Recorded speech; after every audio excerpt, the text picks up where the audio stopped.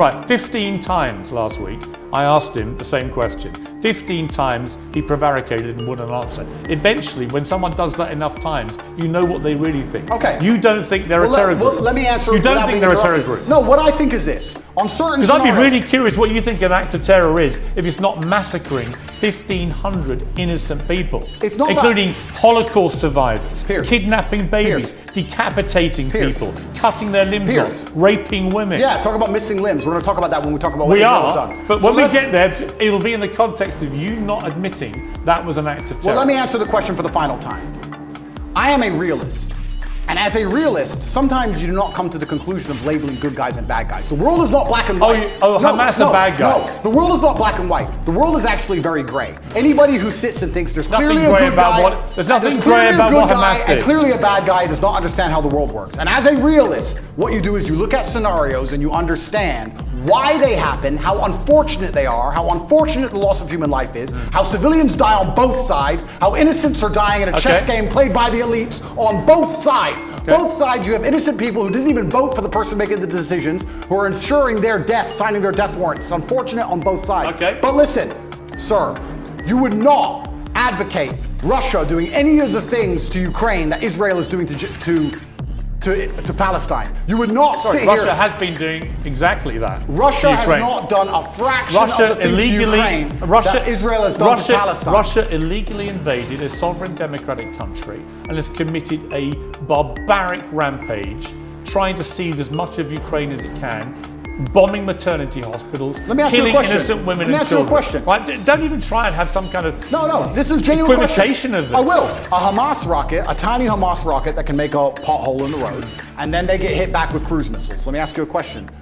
Ukraine sent a drone and it hit the Kremlin. A drone attack, it did nothing, it damaged some shingles. If Russia decided to then respond with a missile attack on a hospital and annihilate 800 people, it has been. Do you think that would be allowed? That's exactly what it has been. Would you advocate for that? Have you seen? Would you support that Have reaction? you seen the state of Mariupol, which they leveled to the ground? The Ukrainians did level it, Correct. No, the Russians 2014. The Russians leveled Mariupol. And my question to you is, would you advocate those reactions? Let me ask you another question, Piers. No, This is a genuine question. Let me ask you a question, because I want to understand your point of view. It's actually my interview of you. Yeah, but you tried to understand mine. I just want to understand your point of view.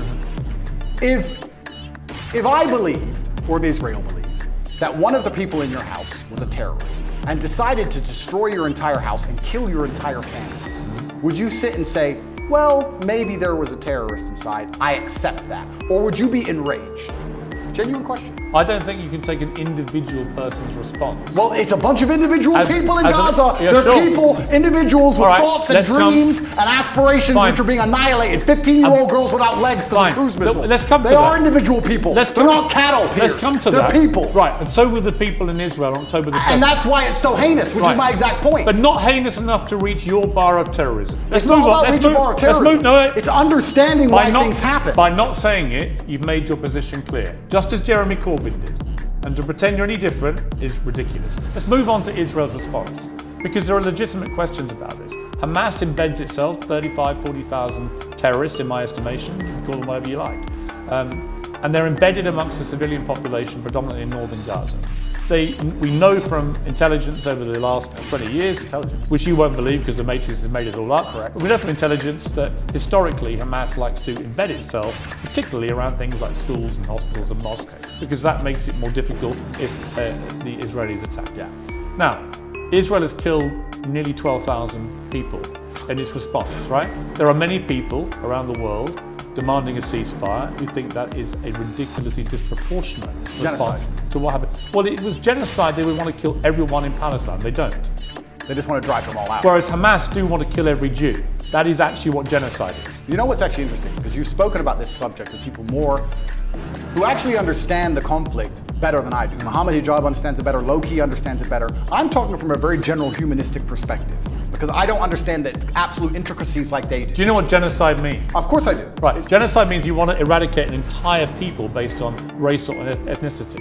Israel clearly doesn't want to do that, to the Palestinian clearly, people. clearly not. If it did, it wouldn't tell a million of them, as it turned out, who moved south. Now, there are arguments about whether To attack them as they moved. Well, some people got hit as they moved. Oh, some people got hit. Yes. Some people got hit. You know what, You know Andrew? what happens? You know what, Andrew? Wait till it's your son, son. You know what? Wait till it's your son. I agree. And you know what, Andrew?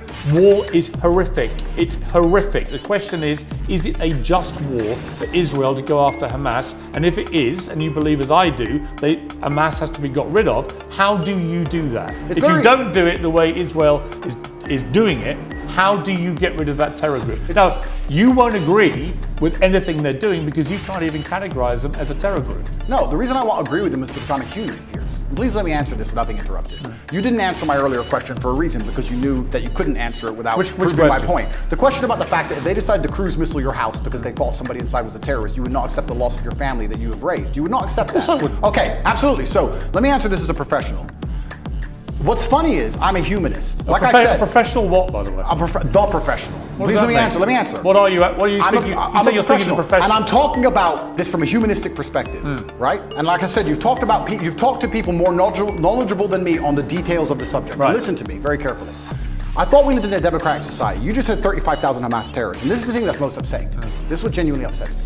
Israel intelligence would say a guy's a Hamas terrorist. Has that guy gone to a court of law? Has there been a democratic process? Has he been proven to be a terrorist? No. They've just decided from their intelligence that couldn't see an invasion coming from hundreds of miles away. So this intelligence is actually no. It's not great. No. So they've decided this person might be in intelligence without court case, without any kind of democratic process, and because of that, they've decided to annihilate civilians along with him, and it's all just collateral damage, and nobody should care. That is not a humanistic perspective. And that is disgusting. And any person in the West who is advocating for that is a hypocrite. Because if it was turned on them, if the American government said, we think the person in your shopping mall, one of the people you were shopping alongside in the mall, might have committed a crime. We didn't take them to court. We think they might have. So we killed your whole family. Get over it. So the last time is a clown and a hypocrite. So the last time. What do you expect full-grown men to do? I'm about to respond. What do you expect full-grown men to do when you kill all of their families and leave them locked in an open air prison? Let me respond.